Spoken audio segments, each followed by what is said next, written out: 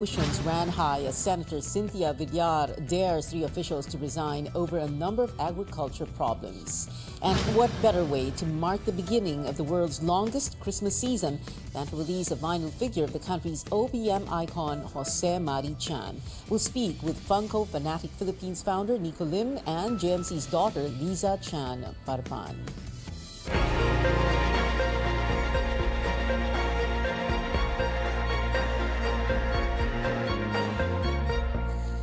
A check on the weather first. Super Typhoon Henry slightly weakens as it moves slowly over the Philippine Sea. Henry was last located east-northeast of Itbayat, Batanes with winds of 185 kilometers per hour and gustiness of up to 230 kilometers per hour. Pag-asa says the Super Typhoon may become almost stationary by tonight. Henry is expected to accelerate northward by Saturday and exit the country's weather monitoring area Saturday evening or Sunday morning. Storm signal number 1 up in Batanes and the northeastern portion of Babuyan Islands. These areas should expect strong winds within the next 36 hours. Tonight, Batanes will also have moderate to heavy rains. Babuyan Islands will see light to moderate with at times heavy rains. Henry is also expected to enhance the southwest monsoon, bringing rains over the western section of Luzon beginning tomorrow. Earlier this morning, Tropical Depression Gardo weakened into a low-pressure area and merged into Super Typhoon Henry's circulation. So how is Super Typhoon Henry affecting the coastal areas in northern Luzon? Stanley Gaheta checks on towns in Cagayan. The weather situation here was seemed to be normal earlier today, but large ocean waves are suddenly appearing, stopping residents and fisher folk from conducting activities with Super Typhoon Henry now within the weather monitoring area. Their livelihood now in peril, as the cloudy weather prevents drying of shrimps and fish, which are Aparis major commodities. Mahirap, sir. Kasi pag may bagyo po, hindi na sila nakakalaot. Pag may bagyo po, hindi na sila nakakalaot, sir. Pag wala na nang mahuli dyan, sir, pag may bagyo. Yung mga iba, sir, uutang ng pagkain, tapos babayaran pag may hanap buhay. Hindi na kami nakapapalaot kasi pinagbawalan na kami. So anong pinagkakabuhayan mo ngayon pag hindi ka nangingisda? Wala na, sir. Construction na, sir. Cagayan province is under red alert along with Batanes based on the Regional Disaster Risk Reduction Council's warning. 16 barangays in Apari are in coastal areas with more than 500 families affected whenever a typhoon batters northern Luzon, causing floods in the town proper. Local officials are coordinating with various government agencies. Their Rescue 511 is on standby. Equipment and relief packs are pre-positioned. Yung fisher folks po natin, alam naman po nila sir kung delikado na yung dagat. Hindi naman po sila pumapalaot. Pag ganito na sir, binibisita po namin sila mismo sa coastal barangays po. Meanwhile, Calayan, Cagayan suspended classes in the morning and government offices in the afternoon due to southwest monsoon causing moderate to rough sea waves. Pabigla-bigla kasi yung attitude ng weather. So ayaw pa naman na matrap yung mga bata at saka yung mga teachers, pati yung mga government employees. So far, may nag-alternate, kunting araw, makulimlim, may kunting ulan. Pero yung hangin niya medyo may kalakasan. Huwag tayong pakumpiyansa dahil yung bagyo malawak po yung radius niya, Kahit malayo po yun, hanggang 300 kilometers ay kayang apektuhan. Despite the threat of Super Typhoon Henry, no major flight has been cancelled so far, particularly those bound for Basco, Batanes and Luwag City, according to Manila International Airport Authority. Meanwhile, officials are closely monitoring the situation here. In Apari, Cagayan, Stanley Gaete, CNN Philippines. Thousands of households facing rotational water interruptions for a month. Beginning today until October 1st, Maynilad will cut water supply in parts of Metro Manila and nearby provinces. Maynilad explains this is, quote, to ensure that our reservoirs have enough stored water to supply customer needs during hours of peak demand, unquote. On your screens now is the list of affected cities and towns. Portions of these areas will have no water supply for at least 3 hours a day, others up to 16 hours. Maynilad urges concerned customers to store enough water when supply is available. The concessionaire also says it will have water tankers on standby to deliver water to affected areas as needed. More agriculture officials in hot water as the Blue Ribbon Committee looks into an allegedly illegal importation order. Various issues crop up at another Senate probe. As Amor Santos tells us, a senator is challenging 3 officials to resign if they fail to deliver this year. Hindi mag-resign ka kung hindi mo gustong implemento. Gulo mo. Sabihin mo, palta na yan. Senator Cynthia Villar berates the head of the Philippine Coconut Authority, retired General Benjamin Madrigal, over the Coco Levy Fund. The Budget Department confirms it has released only 755 million pesos, more than a year since the enabling law was passed. DBM Undersecretary Tina Canda says the agency has yet to receive any more funding requests when at least 5 billion pesos can be released every year. Madrigal explains it's up to the implementing agencies to make the request. Eh di tawagan mo ng tawagan kung ayaw nilang mag-request, ikaw ang mag-follow up. Bakit ka mag-wash ng hand dyan? Eh ikaw ang head ng PCA. Madam Chair, Kung hindi mo kayang gawin yan, di mag-resign ka. I will, Madam Chair.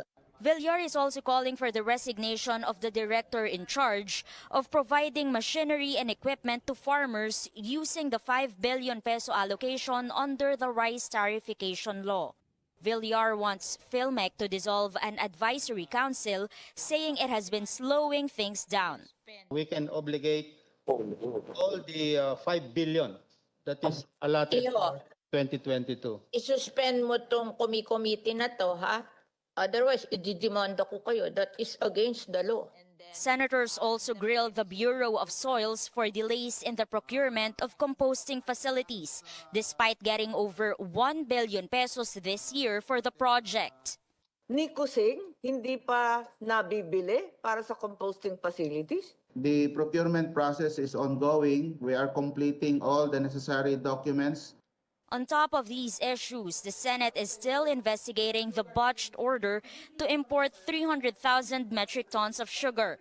Senators have questions for Executive Secretary Vic Rodriguez, who has distanced the palace from the sugar order.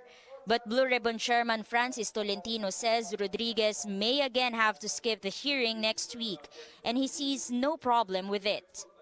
Alam naman natin lahat na marami siyang gawain ngayon dahil ang presidente ay papunta sa Indonesia, pakatapos po ay papunta sa Singapore, pakatapos po ay papunta sa United Nations, at kung tutuusin, siya lahat yung gumagawa nito. At baka pag hindi siya kasama sa United Nations, eh baka maging caretaker pa siya sa Office of the President, sa Malacanang. So marami siyang gawain. So we consider that, but the invitation of the Senate still remains.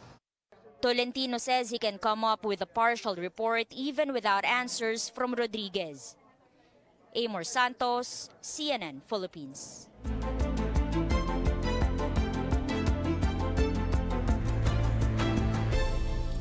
The Interior Department wants to make Cebu City a pilot site for making face masks optional outdoors despite the threat of COVID-19. Interior Secretary Benher Abalos, however, asks Cebu City Mayor Mike Rama to defer the implementation of his executive order that eases the mandate on wearing face masks. Rama was quoted in a radio interview as saying that he will implement the EO. Abalos says he will discuss the matter first with the Interagency Task Force on COVID-19. He adds local governments cannot have conflicting policies on pandemic response, especially since the national state of public health emergency is still in effect. Hindi tayo pwede magkanya-kanya rito, no? I know he has good intentions, very good intentions at that. Pero I'm sure kung ipipresent ko naman sa IATF ito, baka payagan naman ipilot ang Cebu. Let's say magpilot ka ng ilang linggo at hindi tumaas, di yun na yun. It's a good template for everyone. Lahat makikinabang dito. But what is important right now ay sundin natin itong tamang proseso. Following Cebu City's executive order, neighboring Mandaue City also plans to ease face mask rules, especially in open spaces. Last June, Cebu province lifted the face mask mandate in well-ventilated and open spaces. The Education Department has received no reports of students or staff catching COVID-19 since classes in public schools began 2 weeks ago. Spokesman Michael Poa says the school opening went smoothly, but noted the need to solve perennial problems like the lack of facilities. DepEd is expected to issue updated health protocols as schools transition to full capacity in-person classes by November. The Education Department is urging victims of alleged sexual harassment at the Bacoor, a national high school in Cavite, to file complaint affidavits. Viral screenshots showed teachers messaging students supposedly with sexual motives. 7 teachers are under investigation, but the DepEd says almost no complainants have come forward. Sana po tulungan niyo rin kami hikayatin yung mga alleged victims na lumabas po at mag-file ng kanilang affidavits para po mapalakas lalo yung kaso kung meron man. The school's division office will submit a fact-finding report to DepEd tomorrow. Teachers may be dismissed if proven guilty. They could also face criminal cases. More stories ahead. Daily commute in Metro Manila should be easier as the Transportation Department launches an automated fare collection system. And President Bongbong Marcos vows to address the salary gap between government and private nurses. Keep it here on Newsnight.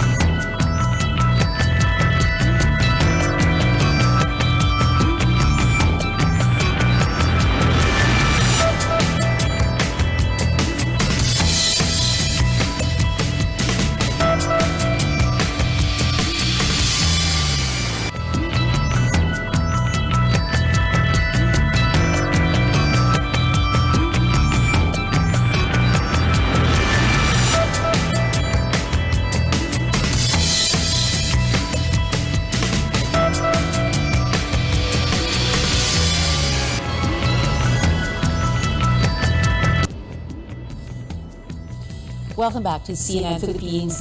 Welcome back to CNN Philippines. The Metro Manila Development Authority says the temporary suspension of the no contact apprehension policy, or NCAP, is putting them in what it calls is a handicap situation.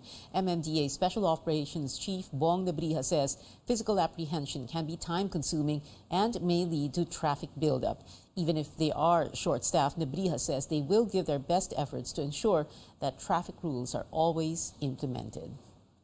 Sa EDSA, sometimes swerte na kung may 100 ako per shift. 23.8 kilometers, northbound, southbound. You need to be innovative how to deploy your enforcers with that number. Nebrija also urges motorists to report traffic enforcers who attempt to extort money from them. The MMDA is now utilizing CCTV cameras to avoid cases of bribery, popularly referred to as kotong. It is full speed ahead for public transport drivers and commuters as regulators roll out a cashless payment option. An automated fare collection system was launched for modern jeepneys, buses, trains, and even tricycles. The pilot will run for 9 to 12 months among 150 modern jeepneys in 6 areas, including Metro Manila, Central Luzon, Calabarzon, and Metro Cebu. Select land bank prepaid and credit cards will be accepted in the first month. Inaasahan po natin na pagkatapos po ng pilot na yan, ay uumpisahan na po natin yung mas malawakang deployment nitong pong ating EMV contactless system. Land Bank, a partner of the Transportation Department, says there is enough supply of stored value cards, or SVCs, Authorities previously warned commuters of a looming shortage in beep cards because of global chip supply problems. Land Bank says it has issued 20 million chip cards used for both SVCs and bank cards. For its part, the DOTR is exploring ways to meet the increasing demand for SVCs as face-to-face classes resume.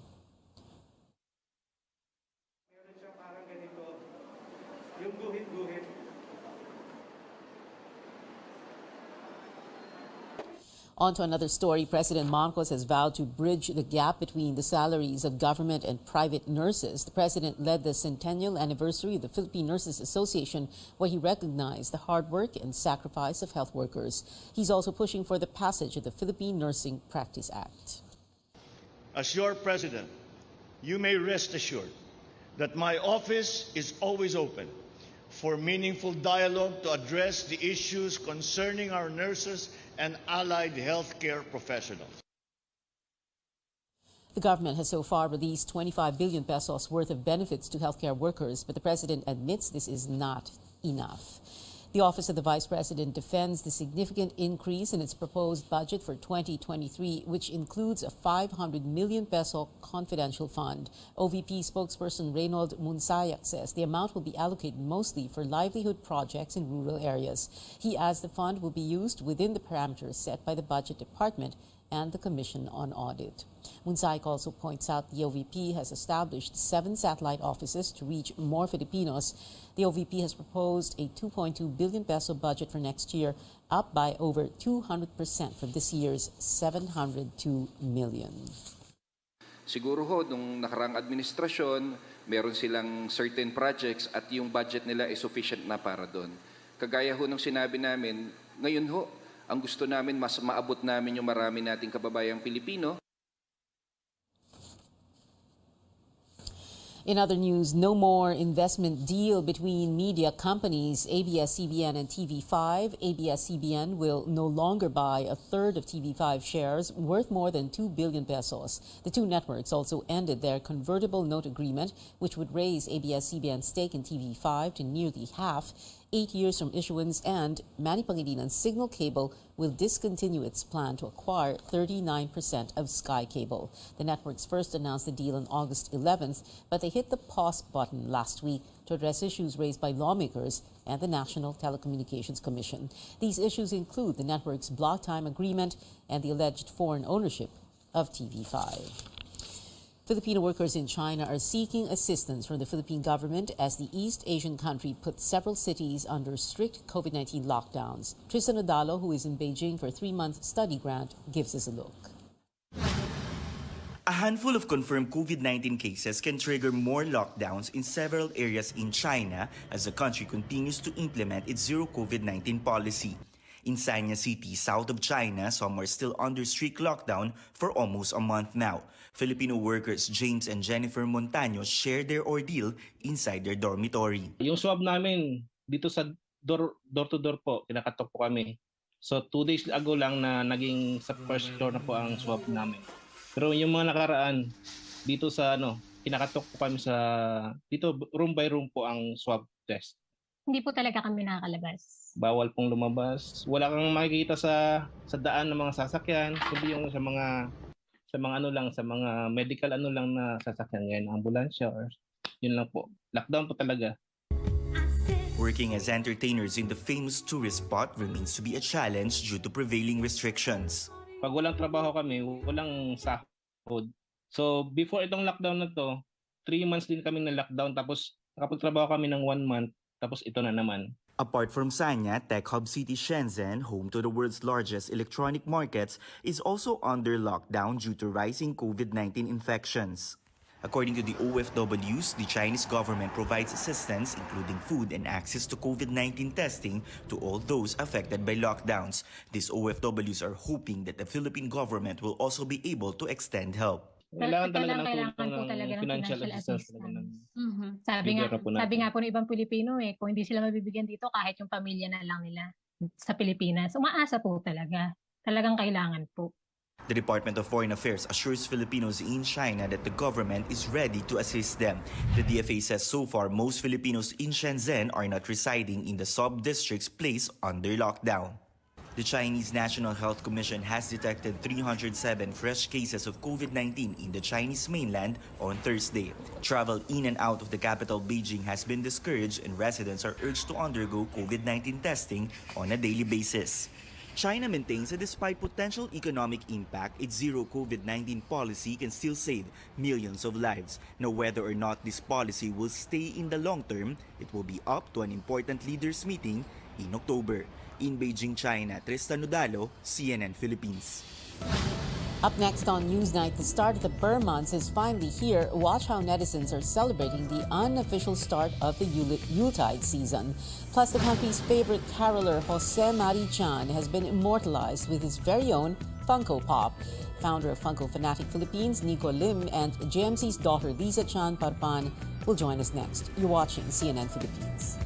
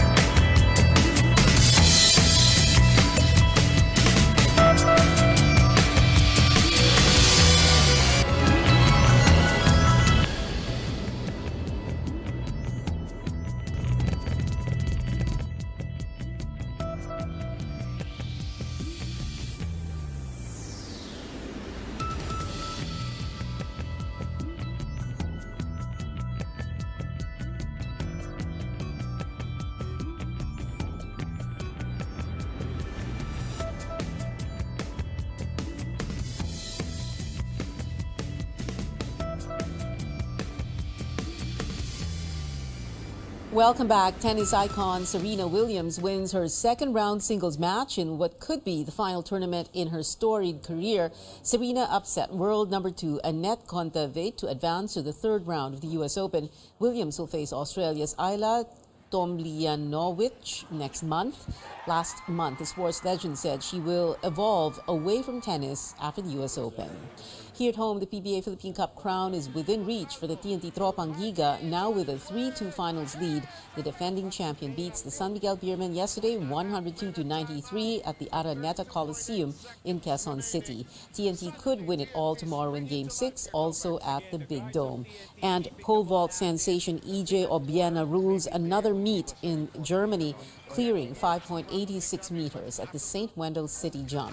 The best pole vaulter in Asia has already won a pair of gold medals and a bronze in the second part of his season in Europe.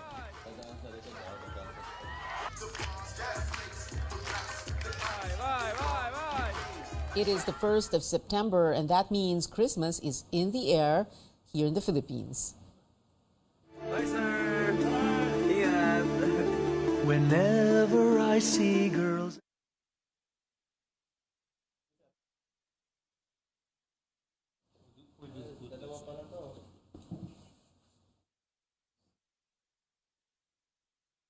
Social media as they welcome the beginning of the so-called Burr months with viral memes and Christmas albums. On top of that list is none other than Mr. Christmas singer Jose Mari Chan. One meme shows him tuning his guitar. Another meme shows him asleep, waiting for his yearly comeback during Yuletide. Another iconic holiday singer is Mariah Carey, whose song is a staple at every Christmas party. This meme shows the two ready to meet the Burr months again.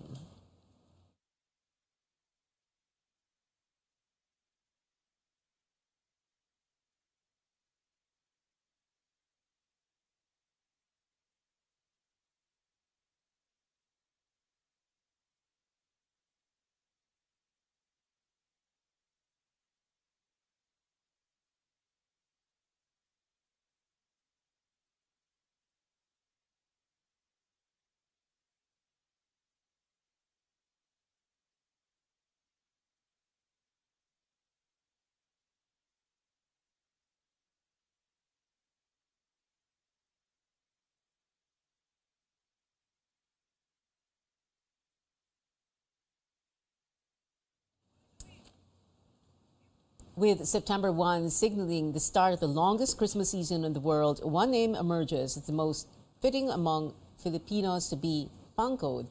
Who else but a pop culture icon whose music and charisma cross generations, Jose Marichan. He joins us later on News.ph. But first, here are two people who were instrumental in producing this very cute Funko Pop. Founder of Funko Fanatic PH, tama ba? Nico Lim, and GMC's daughter, Liza Chan Parpan. Hi, Nico. Welcome to the show. And Liza, welcome back. You're always here. Pero pag Christmas. Pero kumbaga, Christmas na rin, ano? Here in the Philippines. Yeah. Okay. Nico, let's begin with you. So, GMC pop culture icon, only the third Filipino to be Funko'd, right? Yes. So previously we have Manny Pacquiao, and then of course we also have Jokoy. Pero considered Phil-Am, no? Yes, yes. So and his Funko was released in the US. only in the US, yes. Okay. Okay. So now we have Jose Marichan. And he is the first Filipino entertainer, Filipino musician, Filipino singer. Yes, yes, he is. Yeah. Okay. But you do have other Filipino-themed Funkos also, right? Yes, before. So we had, of course, Jollibee, and then we also had the college mascots, the Blue Eagle and Green Archers, and then Trece from the Trece Comics. Yes. Okay. All right. And of course, this release of the GMC Funko is because of, and you chose the date, no? September 1. Yes. Yeah. The start of Burman's Christmas, actually, here in the Philippines. Yeah. And this is a long time coming, di ba? Dapat last year, September 2021. Yes. Ano nangyari? We planned this for last year, September. But due to manufacturing and logistics issues, it was delayed. So they said item would come, I think, November or December na. So I told them, let's just push it to next year. Right, right. Oh, so dapat talaga September. But at the same time, in a way, maganda na rin na hindi last September kasi that was the Delta surge, the height of the Delta surge, no? Yeah, so I guess it was a blessing in disguise. It's a perfect timing now to launch the pop. Yeah. Okay. Well, let's describe him as a Funko. Sige nga. How about you, Liza? Well, okay, so when we asked my dad for his input, you know, what he would like, how he would like to be represented in the Funko, I asked him, I said, how do you normally appear on stage? You know, you're normally in a suit and in a tie whenever you perform. Okay. So he chose the color of the suit. It's not exactly a black suit. It's like a very, very dark blue, no? And then there's like a yellowish gold tie. Yeah. There's a distinguishing mark, which we as his family are very familiar with. It's the mole, right? on his forehead. Yeah. I don't know if a lot of people there, right are there. aware of that. No? Yeah. Some of his fans, though, I don't know, they might be surprised. I was watching an unboxing this morning, and the person that was unboxing it was surprised. He never noticed that my dad had a mole. Okay. Baka because of the makeup, no, natakpan. But also yung tindig niya, no, it's so him. He stands like that with his feet apart, and then he has his hands out like that. And the microphone. The microphone in his right hand, and the handkerchief, or what do you call it? Yes, the pocket square. The pocket square. Okay. Liza, Nico approached you about this, no? And you're used to a famous father. I mean, you grew up with a famous father. But what were your thoughts of having him immortalized as a Funko Pop doll? Well, I don't collect toys myself or things in general, no? Yeah. So I wasn't familiar really with Funko, but I've known Nico, and I know that Nico has good ideas naman. We've been in business before. And when he approached me with the idea, and I broached it to my dad, we were both sort of like, okay, let's study this a bit. And then Nico showed me examples of other pop icons in the West, like Elvis Presley, Michael Jackson, and then we also have the Beatles. So they range. I mean, from like sports figures to entertainment. Yes. Personalities. So I showed that to my dad, and then he says, "Are there other Filipinos?" And I said, yes, there's Manny Pacquiao. I've seen Manny Pacquiao when I go around Green Hills. I've seen Manny Pacquiao. Okay. And he didn't, he had any misgivings or parang, what, me as a doll? Or I think because it's just a toy. He was like, "Is this a toy like for kids?" I said, "No, it's for serious collectors." Now my brother Joe, you've seen him. And he's always on the show when we have Christmas specials. Yeah, so Joe, is a big Star Wars fan. He goes to toy conventions, comic cosplays. conventions. Yes. Yeah. So when I told Joe, I said, "You've heard of Funko, right?" He says, "Yes, yes." So then Joe helped also tell my dad, "No, it's legit. It's don't worry." So what was he afraid of in one word? Being what? Ano yung... I don't know if it's trivialized would be the wrong word, but I guess sort of like, you know, this is not, he wasn't sure, like, is this sort of poking fun at me? He wasn't sure, right? Okay. Because of all the memes then that were coming Because out. of the lalo memes. na in the last few years. And I think we discussed this on a previous episode with you, right? The memes, when the memes first came out, he was like, you know, he didn't know how to react. So there was one and there was a very early meme, the one that said na kontrolado ko lahat ng speakers sa mall. When people started showing him that, I think he hadn't even really gotten used to Viber yet, right? When they were spreading through Viber, I showed it to him and he says, "Lisa, you have to tell people I'm not behind this, huh? Nothing to do with this." I said, no, it's a meme. What's a meme? He didn't understand. Okay. So same thing with this. It took a little bit of time. Yeah. But finally we showed him enough, I guess, evidence to, you know, to show that this would be a good idea. It's going to respect your image, don't worry. Parang business proposal. Yes. And Dumaan sa butas ng karayom. These are available where, Nico, and how much? And can you tell us how many pieces in total so that people will freak out na, oh no, there's only how many left? Yeah, so these are available through Habistack Collectibles branches. It's also available online, you know, Shopee, Lazada, and at Habistack. .com. Okay, of course there are cute questions. Somebody asked me, does it sing? Siyempre hindi. Wala pang ganoon. Yes, wala pa. Okay. Maybe next time. Maybe next time. And shouldn't the eyes have been a little bit smaller, yung mga ganon? But you can't do that, right? Because that's the that's the look of Funko, right? That's the look of Funko. Has a set, certain look, with Funko. And by the way, yung likod pala niya, no? Yung likod ng box is the album cover. Is the album cover. So he also was like, "Yeah, can we use that?" I said, "Yeah, that's why yours. you're known, right?" So I think it's fine. He did talk about it with Universal, so. Okay. Thank you so much for joining us today, Nico Lim and Liza Chan Parpan. Maraming salamat. Thank you. Yeah, for having us. And that is it for tonight. Join me again on News.ph at 7 p.m. I'm Pia Hontiveros for Newsnight, where we go above and beyond the headlines.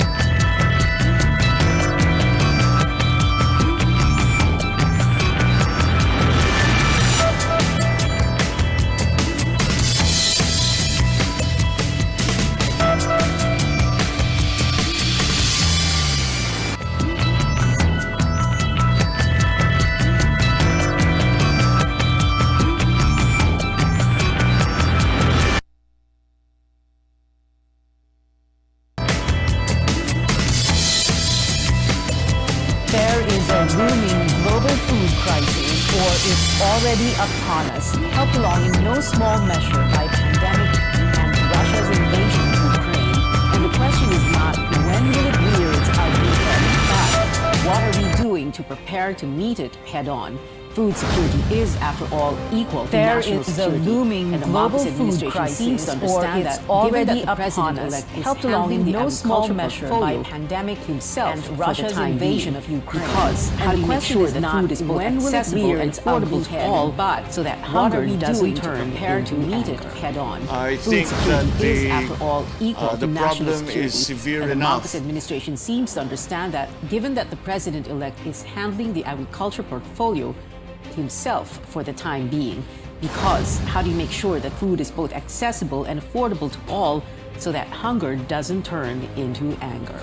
I think that the problem is severe enough that I have decided to take on the portfolio of Secretary of Agriculture, at least for now.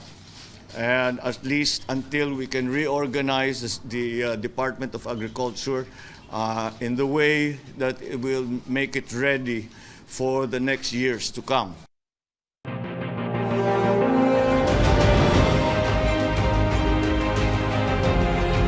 Fix politics as usual. Our first guest joining us via Zoom is a lecturer from the Ateneo de Manila University, Economics Department, Carlo Fermin Adriano. Carlo, good evening, and thank you very much for being with us tonight. Good evening, Pia. Yes, well, let's Good evening, begin Pia. with this. Thank you for having me here. Yes, so this is do we say that this is a looming food crisis, or is it really already upon us? It's already upon us. It's already here. And if I can just share my yes, my please do data. so. Yes, and you're going to discuss three main points with us, tonight, Carlo, and very Yes. quickly. What is the problem, the causes of the problem, and recommendations? So let's begin Yes. with what is the problem? Can you define it for us? So first, we have to separate the short-term problem and the long-term problem. So for the short term, which is the immediate, there is a global food crisis right now, wherein the food price index of is higher than when you compare it during the 2008 and 2011-12 food crisis. Sorry, but I cannot share my screen. No, we're going to take care of that. You can go ahead with the points you want to make, and we're going to be showing your PowerPoint. Yeah, and then if you take a look at meat prices, even all of the agricultural commodities, they're going up, and they're higher than the 2008, 11, 12 years, wherein we have global food crisis during those period. And then the long-term problem is really the underdevelopment of the agriculture, fishery, and forestry sector. And because of this underdevelopment, we have low productivity, and this have two major socio-economic impacts, negative socio-economic impacts. One is the high poverty incidence in the agriculture households, and the other one is soaring domestic food prices.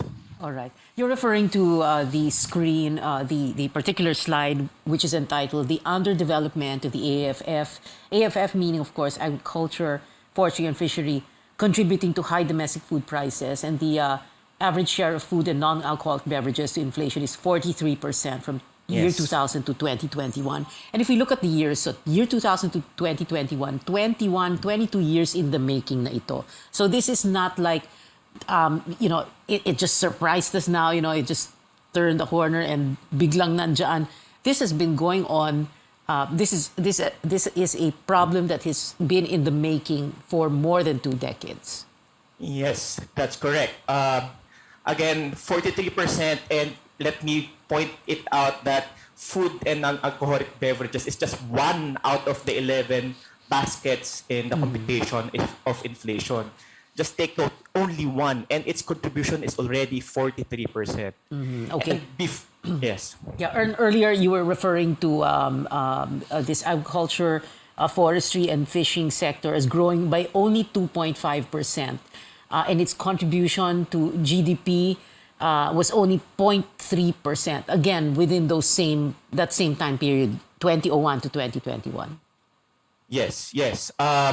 Basically, if you take a look at the average growth rates of the three major sectors, these three sectors are the agriculture, industry, and service. For AFF, it only grew by 2.5%. Compare that to industry, which grew by 4.5%, and service at 5.5%. Now, if you take a look at the average GDP growth from given the same period, the economy grew by around 4.8%, and agriculture's contribution to that growth is only 0.3 percentage points. So it's very low. All right. And then may low productivity pa, no? So serving as a double whammy to agricultural workers, low wages, high poverty incidence, all these factors coming into play. And I just want to, let the control know na pakita lang na po natin yung first 4 slides ng PowerPoint presentation ni Dr. Adriano. Anyway, so ito yung problema natin, and food prices expected to increase, no, given this global food crisis. Can you talk more about that? So basically, the global food crisis is due to external shocks. Number one, COVID-19 pandemic, wherein there were disruption in logistics and trade. But basically, we're recovering from that already. And number two is because of this Ukraine and Russia war. Now, why is this important? Because Russia is the third world's largest oil producer, Russia and Ukraine account for 25% of global wheat export, and wheat is an important ingredient for animal feeds, which we feed for our livestock, poultry, and even our fish.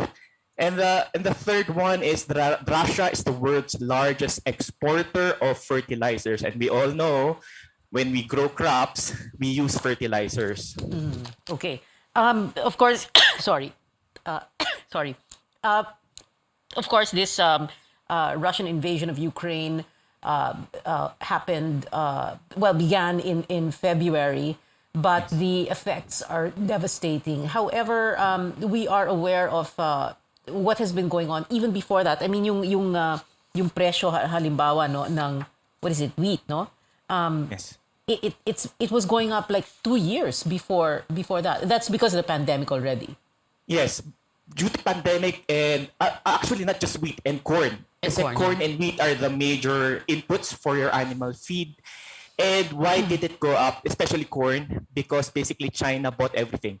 They stockpiled basically due to the African swine fever, and they wanted to basically counter the effects of ASF, and therefore they need a lot of inputs for their animal feed industry. So they stockpiled. Okay. And of course, the effects of all of this is that nutritious food is not as affordable and not as accessible for Filipino families in general. Yes. Yes. Okay. Can we talk about Philippine fertilizer? It's been growing, prices have been growing by almost 100% beginning in 2019. And lately, this has affected the farmers so badly, and therefore, domino effect again. Mataas masyado ang presyo ng fertilizer. Therefore, farmers cannot plant as much as they would like, right? Yes, basically they cannot use, there will be less application of fertilizer, and we apply less of fertilizer that will have repercussion to our production. Just like, for instance, there's a study of field rice that given the high prices of fertilizer, our rice production is projected to decline by 1 million metric tons for this year. That's 6% of our total production. All right, 1 million metric tons. Siyempre nakakatakot yung 1 million metric tons, but ano yung effect nun on our dinner tables? No, that means that more families will grow hungry. Not necessarily, yes, because of high prices. Basically, if we take a look at economics, the less supply, the higher the prices. Okay. And sometimes ang nangyayari sa mga poor families, Carl, di ba, kunyari, bibili lang ng 1 kilo, 2 kilo, so baka mas kaunti pa, or bibili ng 1 kilo and then they'll stretch it out for the entire day or 2 days. Actually, there's a study from PIDS, Philippine Institute of Development Studies, about coping mechanism of farmers due to high prices of food. And one of those, basically, how they cope with high prices, they buy cheaper food. The other is basically, the other repercussion is, like, for instance, they mentioned that hindi nila pinapapasok yung kanilang children to school because they don't have enough money, and they don't have enough money for the allowance of their children. And another thing is, another coping mechanism, which is very sad as well, is yung healthcare nila. Na instead of going to the doctor because masyadong mamahal yung food prices, they just tend to have self-medication na lang.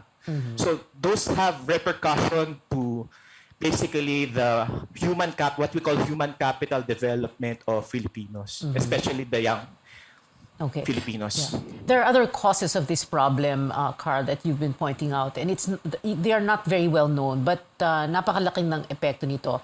Very quickly, talk to us about this rice-centric budget. So, halimbawa, di ba, we have a problem already, baka minus 1 million metric tons na.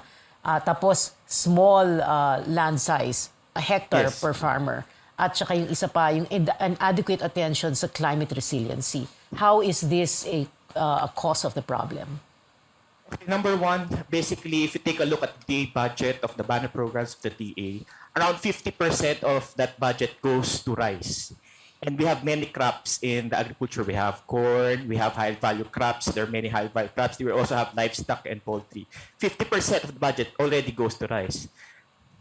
This budget does not include the budget of the National Irrigation Administration, which has a budget of around 45 billion, and 80% of that 45 billion, so around 36 billion, also goes to rice, to provide irrigation for rice farmers. There's also the Rice Competitive Enhancement Fund, minimum of 10 billion pesos, also goes to rice farmers. And if you take also a look at the Philippine Crop Insurance Corporation, most of their coverage is going to the rice farmers. So we neglected the other non-rice commodities. And therefore, hindi natin na-develop ito, especially for instance, yung livestock and poultry natin.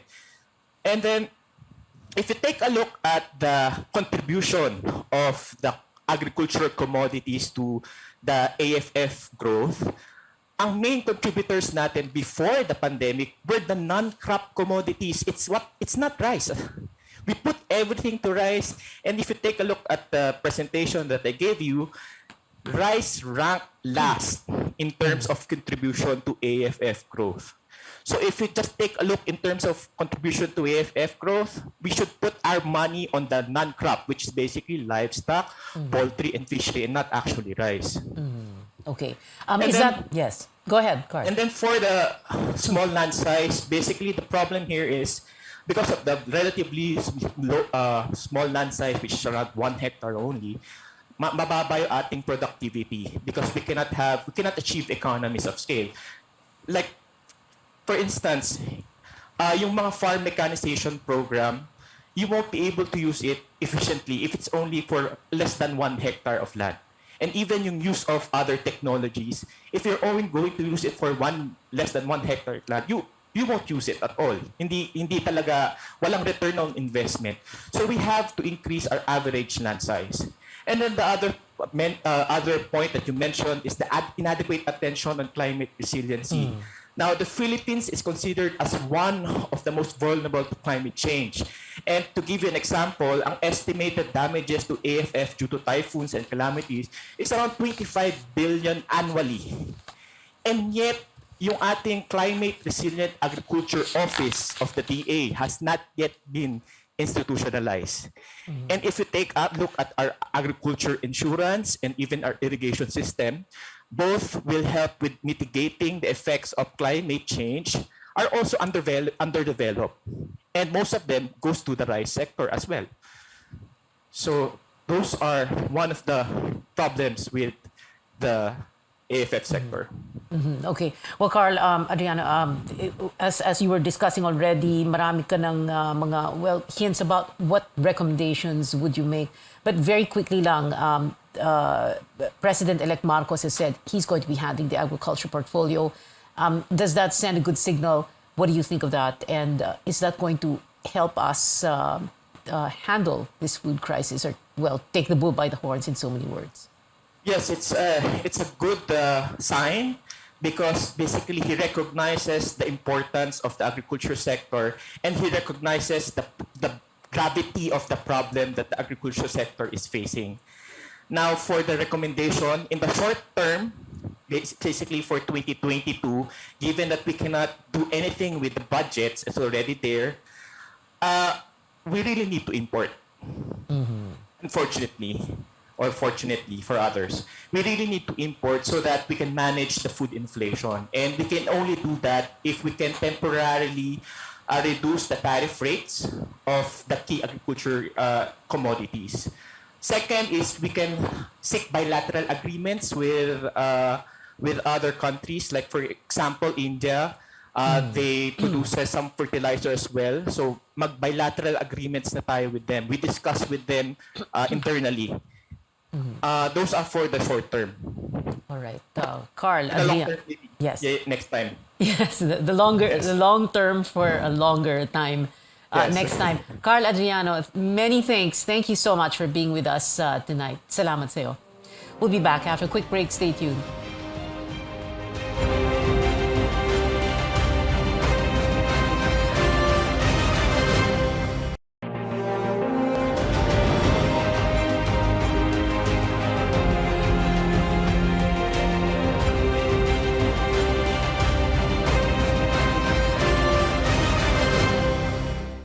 We are not setting aside the military component of national security, the ones which we are used to talking about, But I think we should bring it nearer to the individual because at bottom, national security is your security as an individual. These are all the things that affect the daily acts of living. Hindi ba yun ang katiwasayan ng kalooban mo? Of course, matiwasay ang kalooban mo na walang gera mangyayari dyan sa contested South China Sea. But this is so distant from your day-to-day life. I'm not saying it's not important, but what is most important is your life, everyday life. And that is the component of human security.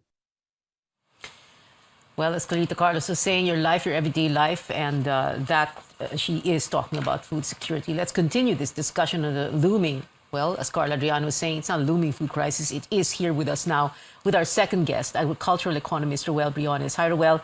Good evening, and thank you very much for joining us. So it is, you agree with that, no? It is the food crisis is already upon us. Hindi ito looming crisis. It's here. Yes, good evening, PI. Of course, it is already here and we're already feeling it. In fact, aside from all of these developments in Ukraine, even from last 2 years, the meat supply of the country has suffered dramatic loss from another source, the African swine fever, which Professor Carl Adriano already mentioned. Okay, so you would say, how would you, Roel, define the problem? Can we take the bull by the horns and define? Can you define it for us? Of course, this is basically the problem of a poor country, right? So in the final analysis, the country suffers from perennial shocks to its food security because it is poor. If you look at a country like Singapore, with almost no local production, but because of its wealth and its income, it is rated by the Economist Intelligence Unit as the most food secure country in the world. So in the long run, the solution to this is to have, for the average Filipino, to have sufficient purchasing power that despite these swings in food prices, somehow kakayanin ang budget. Now, we're not yet in that position, but we can certainly put in some measures that will move us towards a more resilient kind of food consumption track. And what are these measures? Una yung food supply, no? So Ferdinand Marcos Jr. Is now will soon sit as Secretary of Agriculture, which is a very salutary development. I agree with most analysts about that. But remember, his father presided during his term over a green revolution that coincided with the rollout of a green revolution in rice. That was really a revolution that really staved off all of these predictions of massive famine in the developing world, third world at the time, no? So we need something similar to that again, no? So that we can revitalize our food supplies through application of better science and technology. That would be your recommendation already, Roel? Yes, that is it. No, because the problem is we are kind of fixated with short-term solutions. And that's fine, except now, unlike before, we have a much narrower fiscal space. A lot of these short-term solutions, they're very costly. Frankly speaking, no? A very subsidized price of rice, depending on the degree of subsidy and how you're administering it, could blow a hole through your budget in the order of, say, 200+ billion, no? Depending, which we can hardly afford now. But what we can certainly afford is like boosting R&D in our agricultural sector, especially those with promising income-generating opportunities for our farmers, because ironically, our food producers are the ones who are bearing the brunt of this food insecurity. Now, of course, we tend to be distracted by the need for very short-term solutions, no? But the fact of the matter is we have postponed too long the need to undertake long-term solutions. The sooner we can do it, the better, and we'll be in a better position to face the next crisis, because it will come.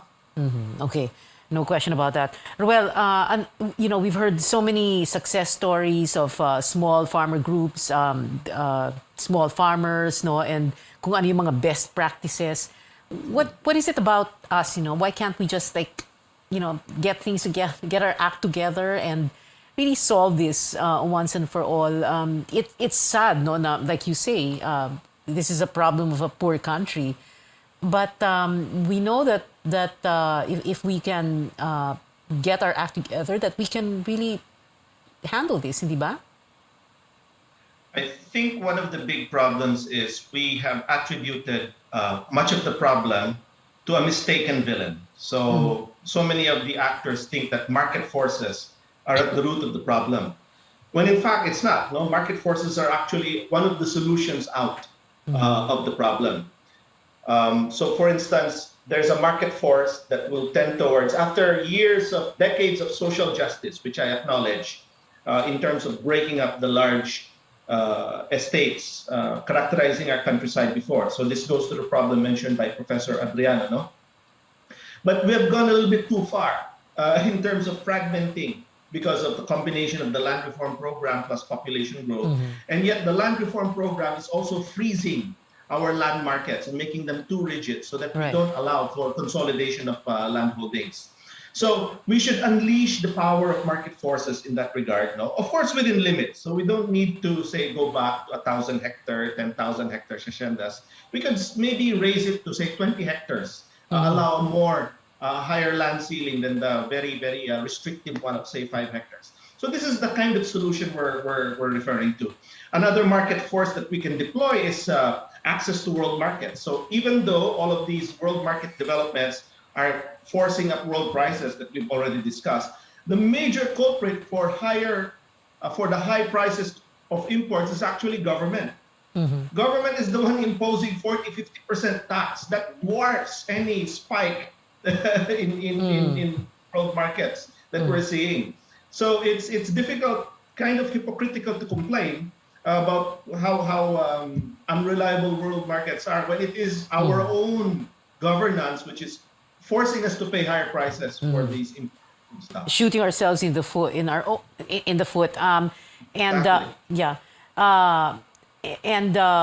what's going to happen if we don't do all this? If we don't resolve this now? If we don't plan way in advance? What's going to happen? People are going to go hungry, right? Well, whenever there's a crisis, yes, of course. Now, of course, the crisis will pass. Then we think, okay, maybe the problem will solve itself. And then we'll wait for the next one. We'll just muddle along as usual. So I think with the new decisive mandate, the new government might be able to make a turnaround. All right, ayusin na natin ito. Roel Briones, agricultural economist. Roel, thank you very much for being with us tonight. We'll be back after a quick break. This is Politics as Usual.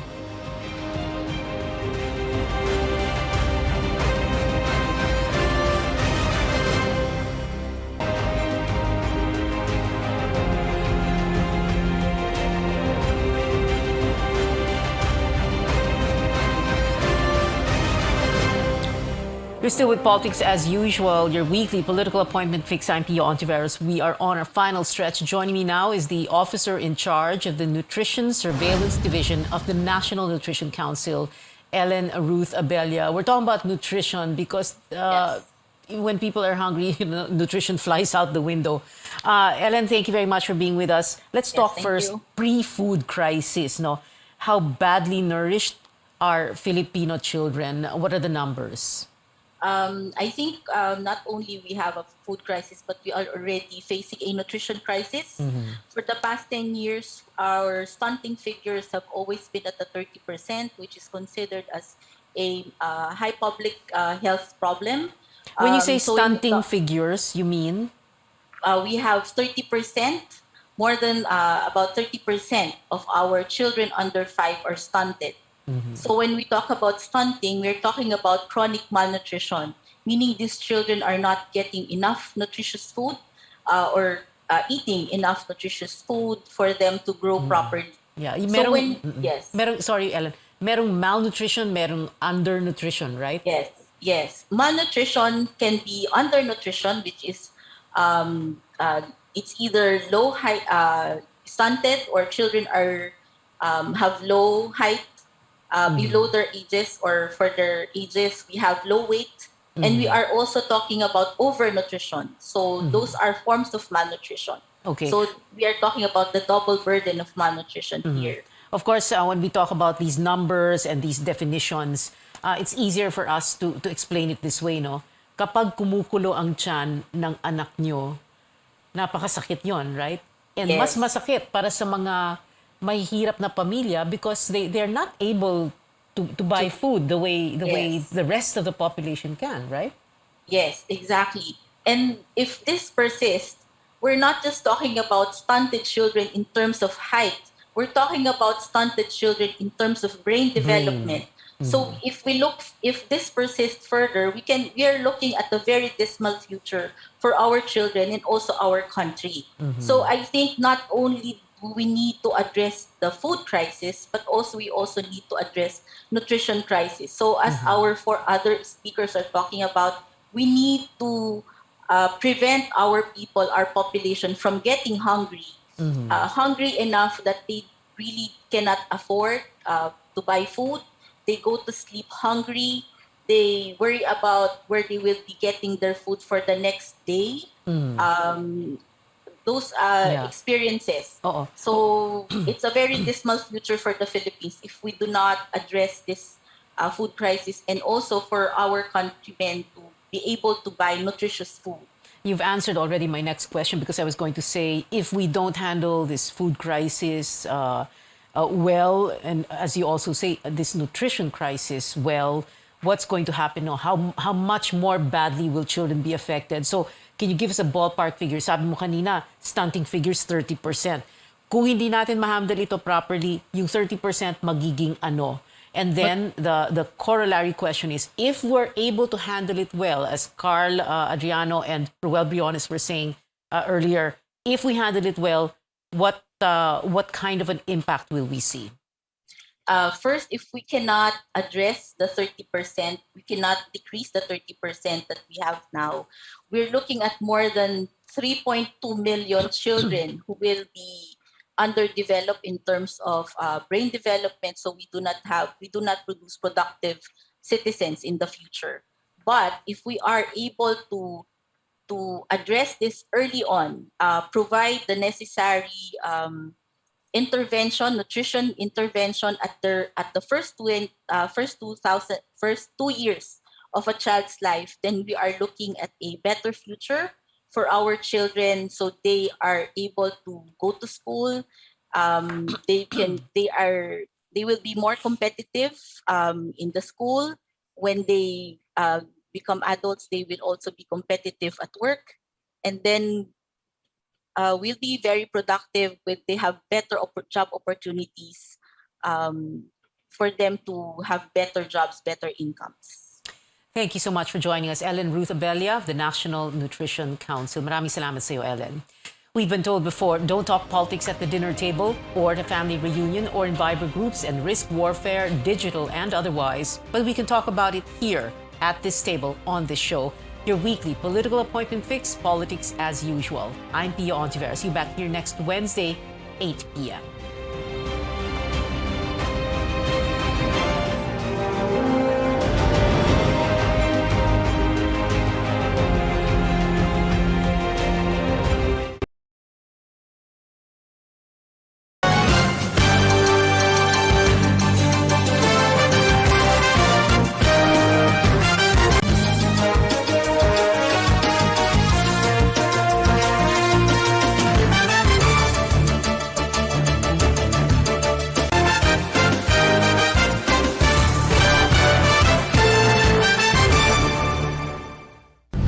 First on radio, DZKI-IRIGA welcomes CNN Philippines to bring you the latest news you can use, news you can trust. Listen to Newsnight, weekdays, 6 p.m.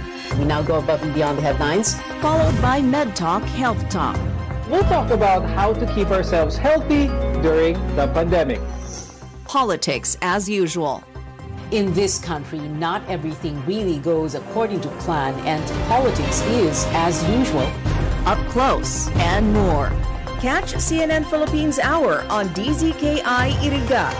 Weekdays, 6 to 7 p.m. Magandang araw po! Sir, nakainom na kayo nitong iBerry. Pangalan po natin? Ako si Ronaldo Budisto, 59 years old. Sa umaga at sa gabi. Sa umaga at sa gabi, tapos ng kain. Pwede niyo po bang maibahagi itong paggamit yun ng iBerry? Then, dati ako cook, then diabetic ko. Tapos, hindi na ako malabo ng mata ko. Then, lagi na utiri ng mata ko. Ah, so dahil pala sa diabetes. Narinig ko ng iBerry, try ko. Ilang bulan, hindi may ano ng mata ko. Kikita na ko. Yun, tuloy-tuloy na ako ng iBerry. Salamat sa iBerry. Kayo din, may limas mata, try nyo ang iBerry. The best. Subukan ang pinakabagong iBerry Gold na may 10 mg na lutein at mas mura sa ibang brand. Ang iBerry Gold ay mabibili sa mga suking butika. Ito, ang tanong ng bayan. Kung saan ay sasagutin ng mga eksperto ang mga maiinit na tanong ng bayan tungkol sa COVID-19 vaccines. Doc, ano po ba yung booster shot? Fully vaccinated naman ako. Kailangan ko po bang nito? Oo, kailangan pa rin natin ang booster shots. Ang booster shots ay dagdag na COVID-19 vaccine na ibinibigay sa isang tao para maibalik ang proteksyon na humina o nawala. Ito ay ilang buwan matapos makompleto ang naunang mga bakuna kontra COVID-19. Tara, magpa-booster na para sa Healthy Pilipinas. Kapag sama-sama tayong aaksyon, makakamit natin ang solusyon. Ahoy! Kidney Care time! May kwento niyo po ba kung paano kayo natulungan ng Kidney Care? Ako si Terry Robles, 59 years old. Okay. May problema ako sa kidney. Ang sabi niya, ay, ang taas ng creatinine, 237. Hindi normal to. So, nakainom na po pala kayo ng Kidney Care? Pag ubos ko ng bali isang buwan yun isang box. Pag kuha ko to result, ay, very good, bumaba. Oh, okay. Dahil doon sa ininom kong Kidney Care, ay, bumalik sa normal ang creatinine ko. Ayun na lang ang pinaka-maintenance ko ngayon. Bida Kid! Best friend natin ang mas isuot para ligtas. Ingatan ang kamay maghugas bago pumasok sa class. Sa pila wag dikit-dikit, dumistansya para iwas sakit. Laging open ang window para maganda ang airflow. Ikaw at ako ang Bida Kid. Sa COVID di pa tataig, sa ligtas na pagbabalik. Sama-sama maging Bida Kid. CNN Philippines R sa RPN DZKI-IRIGA alas 6 hasta